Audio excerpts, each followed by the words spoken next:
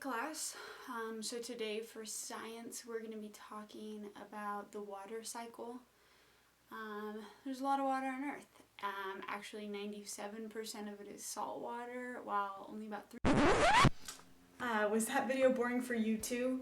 No shocker, that lesson lacked a lot of what people need in order to actually learn well. Sadly, I've observed a lot of classrooms that operate just like that. The teacher presents a bunch of information, mostly verbally, maybe a few words on the screen, and expects students to learn without engaging their minds. The thing is, our brains have two hemispheres, and we have to engage both. We must connect our content to the context that our kids are learning and living in. Connecting things to prior knowledge is one great way to do that, but also showing them how what they're learning relates to everyday life is going to help even more. In fact, when I taught this exact lesson to my students recently, I didn't even think about the environment. The environment's super important for people to learn. Not just the actual classroom environment, but importance for students, novelty, and movement are super key parts of the learning environment.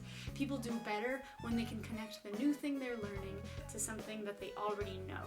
I've taught plenty of lessons before where I'm teaching and partway through I realize the kids have no clue what's going on until somebody asks a question, and then I realize I need to explain it in a way that actually matters and relates to my students.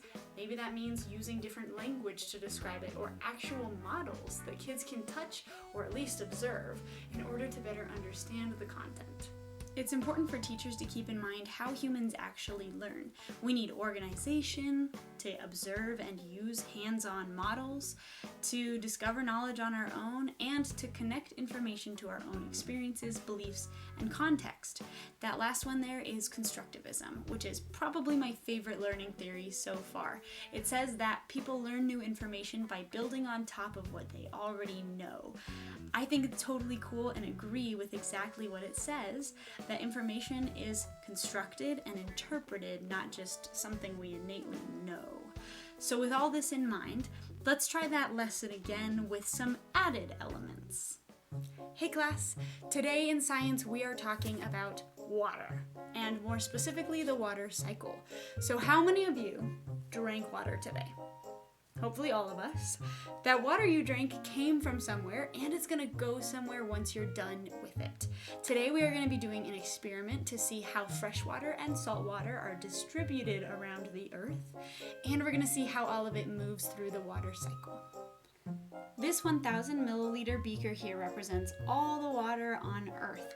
Now I have a syringe, and I'm going to move about 30 milliliters of it over into this graduated cylinder. One of these is going to represent salt water, and one represents fresh water. I want you to go ahead and guess in your head which is which. So now we've got 30 milliliters in this one, about 970 milliliters here. Which one is salt water? Here's a hint. Have you ever looked at a globe before, and what do you mostly see? The ocean, which is why this here represents the salt water.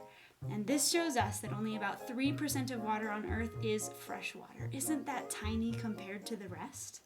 I think we can all agree that was a little better. See, I believe that learning happens when humans can be fully engaged while learning. We can see the connection between what we're learning and our life experiences. We can use hands-on things to learn information, and we're given a chance to discover or guess knowledge totally on our own.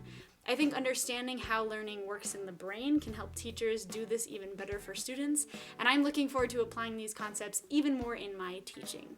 Thanks for learning with me.